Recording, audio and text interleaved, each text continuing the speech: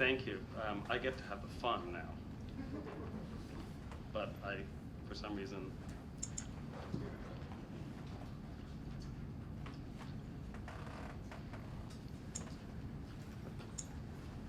thanks.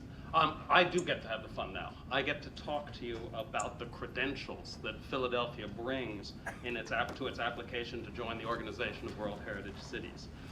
What credentials are there? Well, you have to begin with the criteria for World Heritage designation established by UNESCO. And they are daunting standards. You might say they're world-class standards.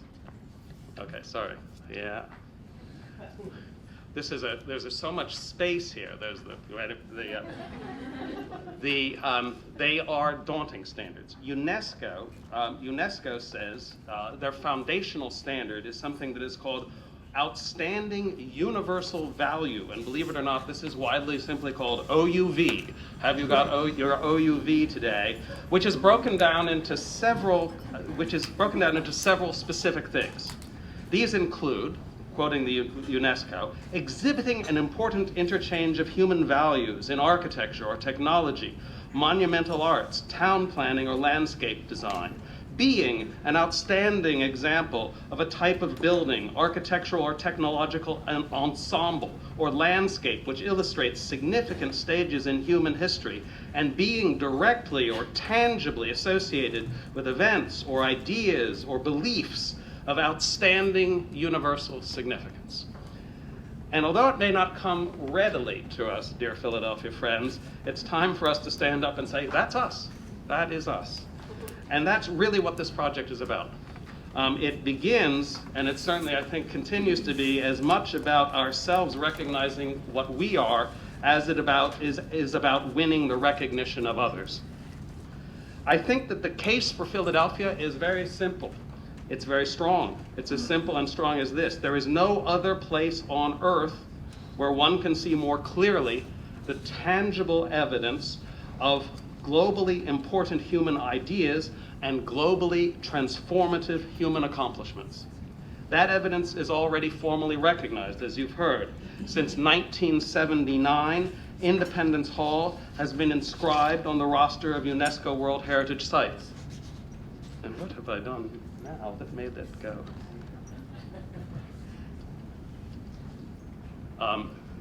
Someone has to find... Well, there's magic in this. There's dark magic. Independence Hall has been recognized by UNESCO since 1979. That's the basis of our application. But we are also emphasizing that 66 other Philadelphia buildings or ensembles of buildings and 40 from the surrounding suburban counties, all of these are on the list of National Historic Landmarks, which is the highest level of American recognition. Although what happened at Independence Hall in the last quarter of the 18th century is globally significant, it's really just the starting point of our credentials. Because every era in our history, and every corner of our region, and every part of our multicultural community has a story to tell about an act that Philadelphia has performed on this great world stage of history. And this talk is divided into 5 acts, which it would be nice to see. Is there actually some? It's coming back. Oh, yes, there. You could sort of hear this. You know what that startup sound is like. You can play that in your mental playbook.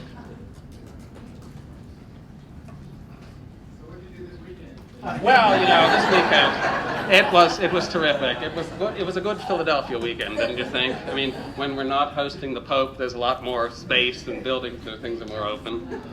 Control Alt Delete. Oh God! Does someone know that? Someone does know to log on. Someone's doing it. Would someone raise their hand who's actually controlling this?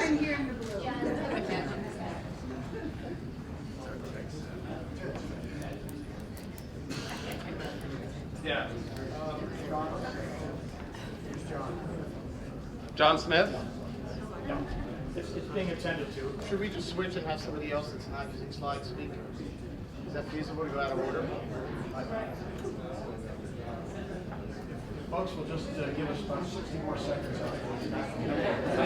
I will say this, I learned as a young teacher that when the slide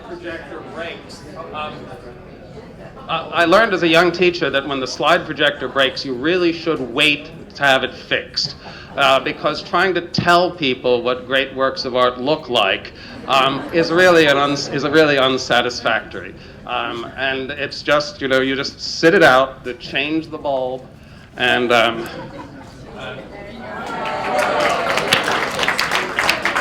gee, that's terrific. Okay. 5 acts on a world stage. Act 1.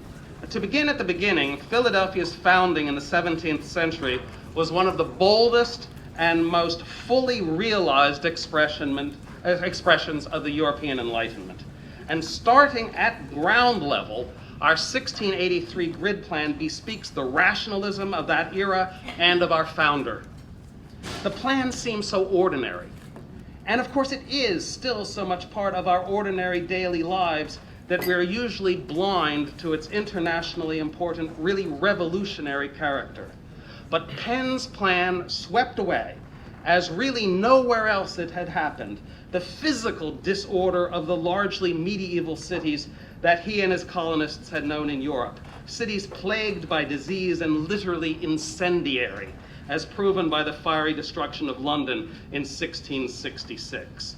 Philadelphia's physical orderliness served and emblematized an even more important social and political new order, a revolution really. The multi-steepled 18th century city that rose and of course still rises on Penn's grid plan embodied a rational philosophy that left no room for religious prejudices, and his city's tolerance for diverse thinking of all kinds provided the setting for the subsequent invention of modern democracy. As I'm sure you know, Penn's plan for Philadelphia was for much more than a century a kind of abstraction. A perfect, ideal 2-mile wide street grid running from river to river, upon which real Philadelphians camped out at the eastern edge, crowding along the Delaware River.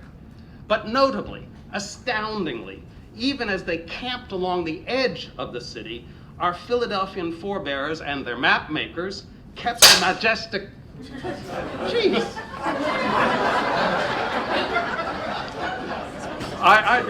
Part of my family is Quaker, and all this violence is really... I have no idea what happened. Is it still... Okay.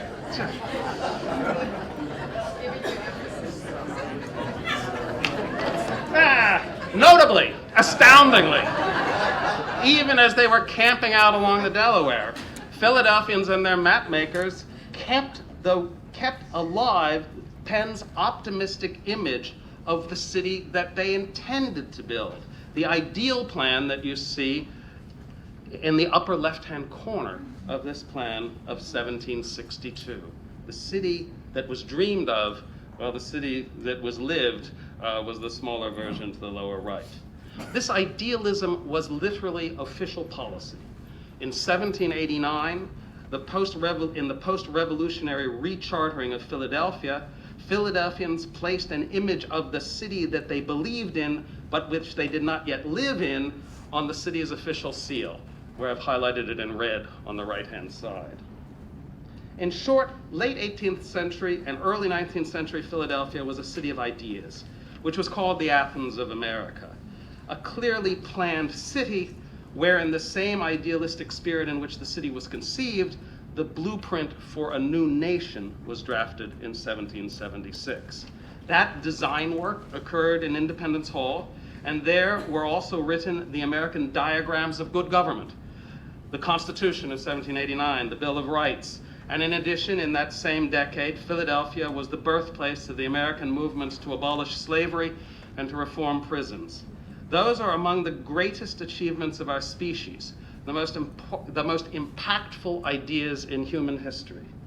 In the streets of this city of ideas walked people the first modern people, I would say, who converted those ideas into deeds and thus were able to accomplish what no one except tyrants had been able to do before. Philadelphians were able to change the world in which they lived.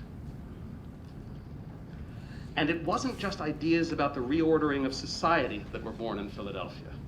The capital of the new American Republic, for the decades that Europe was locked in warfare over the fate of revolutionary and then imperial France, this city was also a leading international center of the arts and sciences. In the first New World Museum, created in Philadelphia by Charles Wilson Peale, all of human knowledge was assembled encyclopedically.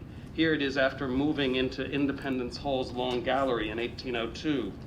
And the various branches of knowledge were also served separately in a host of Philadelphia's path-breaking institutions: the Library Company, the American Philosophical Society, the Pennsylvania Academy of the Fine Arts, the Academy of Natural Sciences, and the Franklin Institute. The name of the latter reminds us of the great Philadelphian who epitomizes this era, Benjamin Franklin, who joined in founding most of these institutions and whose brain could manage to do in one place what as many foundations did severally. The boldest architectural expression of this culture of life-changing ideas and a salutary warning of its limitations was Eastern State Penitentiary, which is probably the most copied building ever made. Its ideal geometry was designed to operationalize the optimistic idea that criminality was a product of external corruptions, and that innate human goodness and rationality would win out if the corruptions were kept away from the criminals through solitary confinement. It's important to point out that even in a city of ideas and idealism, this did not turn out to be true. Act 3. Philadelphia ceded the titles of America's capital to Washington, D.C. in 1800, and America's largest city to New York at about the same time. But 19th century Philadelphia continued to do colossal things in tune with the new industrial age. While remaining the center of American medicine and publishing and science, we also became the workshop of the world, challenging Birmingham and Manchester and England for international manufacturing supremacy at a time when Chicago, Detroit, and Pittsburgh were still small towns.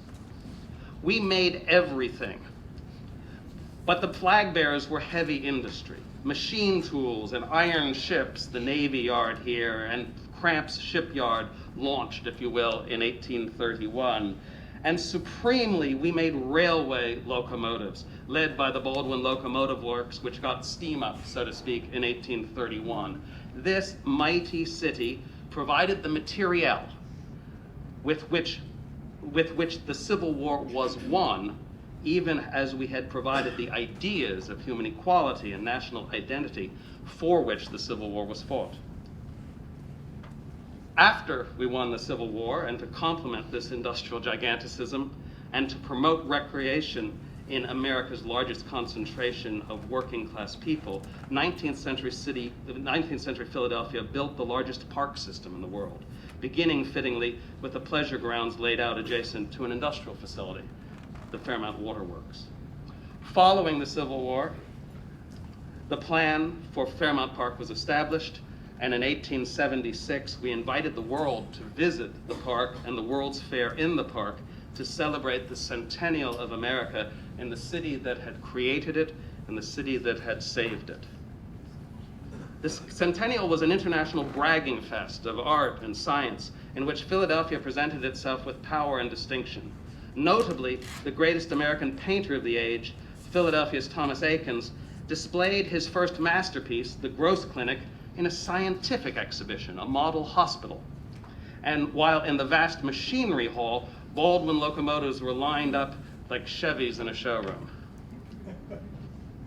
Another celebration of Philadelphia's industrial might came in the decision in 1871 to build the new city hall in the center square of Penn's plan, after nearly 200 years finally fulfilling the founder's vision of a symmetrical city governed from its center. And to mark the occasion in the spirit of the industrial metropolis that surrounded it, City Hall was built to be the tallest building in the world, whose 548-foot iron tower held that title until 1901. That vertical superlative was matched in the horizontal plane right across the street in Broad Street Station, which was the headquarters of the largest corporation on earth, the Pennsylvania Railroad, as well as a gigantic railway terminal. As enlarged by Frank Furness and the Wilson brothers in 1893, its train shed was 300 feet across, the largest unsubdivided space on earth. Philadelphia thus began the 20th century in first place by several measures. The big train shed burnt down in 1923, and the rest of Broad Street Station was demolished in 1953. But Philadelphia still had and still has the train shed that was built by the Reading Railroad Company in competition with the Pennsy in the 1890s, resulting in what was then the second largest train shed on earth, and which is now the biggest at 259 feet. With astonishing prescience, even as we were making these, as we were marking these triumphs of industry, this great workshop city was already planning for a post-industrial future. The city that had at last filled in Penn's grid plan, building the tallest building on earth at the intersection of the main axes of that plan, Broad Street and Market Streets, which were now lined with monuments of railroading, industry, and commerce. That city now proposed to add to those two axes a third, the Benjamin Franklin Parkway, the supreme example of the City Beautiful movement. This was a project conceived in the late 19th century, built between 1907 and 1918, and very slowly populated with buildings. Throughout this long period, it was thought and rethought several times, even while it was being made, most splendidly, but not definitively, by Jacques Greber, whose drawings you see here. And of course, the Parkway is still being completed today. As intended by the business, civic, and artistic alliance that created it, the Parkway was the symbolic and real axis around which Philadelphia would reorganize itself as a new city of culture and commerce and education. As such, it is an internationally significant roadway, metaphorical and real, a roadway from the industrial 19th century to a present and a future of eds and meds and much more. Of course, it also looks like the Champs-Élysées in Paris, although that road was built to allow Louis XIV to get out of town and go hunting in the Bois de Boulogne, and is therefore much less consequential.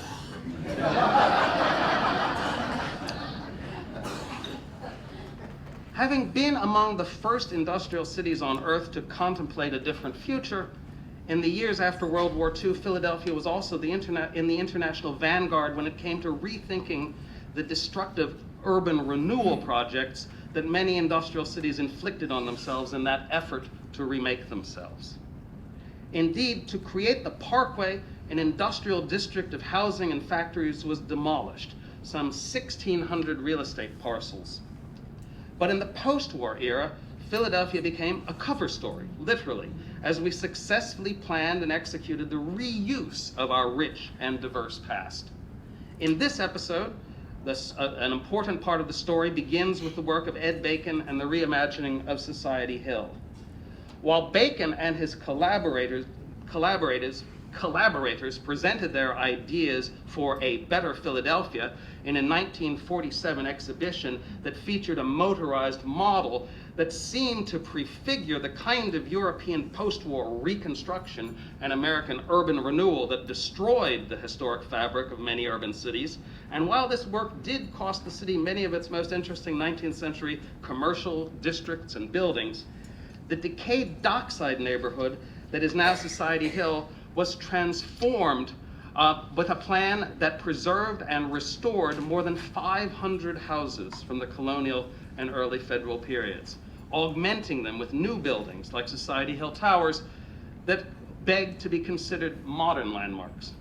Nowhere else on earth can you now so completely immerse yourself in the Enlightenment world where human beings learned to change everything and see that legacy is still alive.